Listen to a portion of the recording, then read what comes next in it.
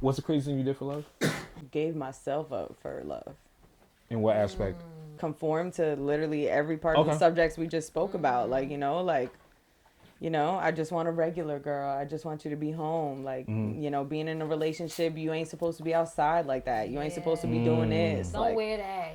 Don't Word, post exactly. that. Like all that stuff. I feel like giving up yourself is the craziest thing you could do for love. In my opinion, for you, the craziest thing you did is give life to somebody else. That's the craziest thing to me. Like I feel like if y'all have babies, exactly. Because I never been able to do that. I gave first sons to a lot of these niggas. Yeah, Oh wait, I have you not only been got able to. two, girl. Stop. Ain't a lot. It's not a lot. I'm just saying I haven't been able to do it. Touchy ass subject. Like I'm not saying I've never not been pregnant. I've been pregnant. I just never been able to say like I'm gonna do this. Yeah, with you. With somebody. Like I've just been always super particular, feeling like, you know what, like giving up my whole life forever because even looking at my nephew, I feel like that's my life right there. Like he looks just like my sister. That's everything to me. The world stops when he's with me. So if I had a child that looked like me, was annoying like me, I would just give up everything. Like I haven't been able to do crazy shit like that for somebody. Yeah, and you know that first 2 years, you really do give. That first 3 years, because you're pregnant, and then the first 2 years, like, you really do give a lot. Like, as a mom, you give so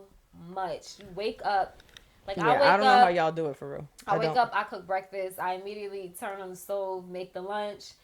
Then I got to get them to school on time. Then, I got to make sure their clothes are washed. I got to make sure the floors are mopped so that, because my baby runs around, he might lick the floor. Like, I don't want him, And then you think about all the things. Like, sometimes if I have a moment to myself, like while they're at school, I feel selfish for having that moment. Yeah, I'm like, wait a second, I could be getting something done right now instead of doing something for myself. But I have to make myself get out of that. Word, no, because you deserve that for yourself. But that's what I mean. Like to me, y'all, I mean, she was 14. That's giving up your whole life at that point. Like, and you made something out of yourself. Like, you made something out of yourself. So that's what I mean by like her energy is beautiful to me because to be through all that tragic shit and like the craziest thing I did for love was fake it for years. Fake having orgasms. Fake. Why y'all be doing that? That's corny. I was young. Okay. I was just gonna say I was young, but no. Like, let me. This ain't actually listen, good sex. I can only. Y'all still fake orgasms? Let me tell y'all something. I can only be real. I stopped faking orgasms to like recently, to like my very last relationship because the truth is that with females, not every single time you would like you gonna always come off this coochie, but I'm not gonna always come off that. A nigga told me probably. Don't do that. Don't probably like 90%. Probably 90%. That's a good percentage. But I feel like as humans, right? I really fucking hate that men and women always go at it. So I'm just gonna say for humans, because even with men, they be like, okay, this is what sex is supposed to be like. That's what they teach y'all, right? And then we're like so emotional and we want to be like caressed, like we were in that movie Ghost or whatever, making love. Ghost? So like that's my favorite movie. Patrick Swayze and shit. That's my favorite movie. Yeah. So I'm just like I'm just really corny like that. Right. But like I feel like me allowing a man to get on top of me and touch me in these ways and me just be like like I'm a fucking porn star because that's what I learned in porn. Like that was the worst thing I ever did for love. Because I should have just had a conversation with that person. And been like, can we just explore my body so I can figure this out?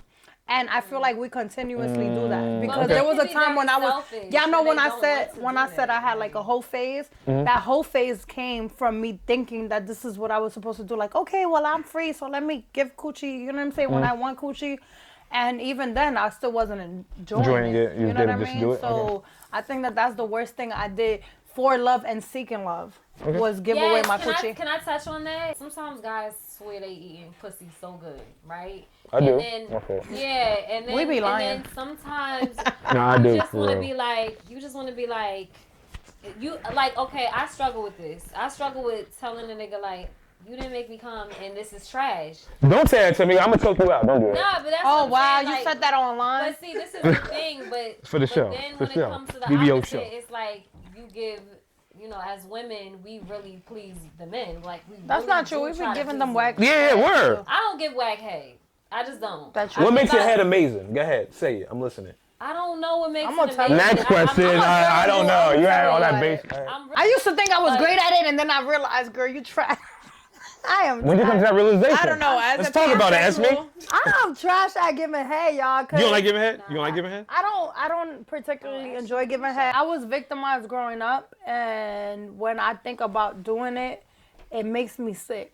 Okay. So, but I've always understood that that's like what men like. Yeah, so it's it part of wasn't it. until like at this phase of my life where I realized like, damn, I really don't like doing it because it takes me to a place that You don't want to I go. felt unprotected. You know what I mean? So like I used to do it. Does it make you feel creeped out? I like used to do creepy? it because it was something that I always felt like as a woman that was my job. You know what I'm saying? Do you but feel like disgusted? I feel disgusted.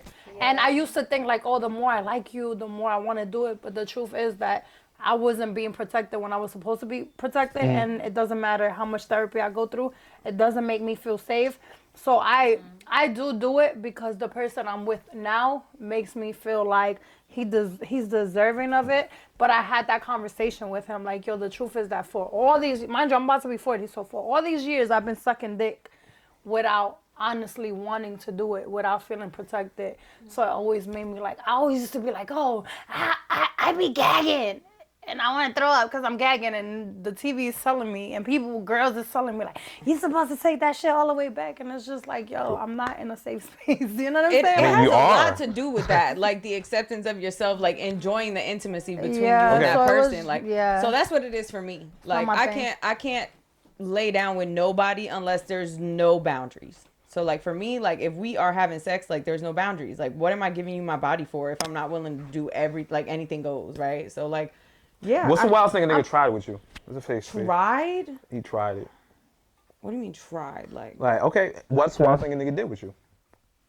I bend the nigga over. yeah, I mean, I tend to be like, This is Skinny from the 9, and you're not watching Bad Bitches Only.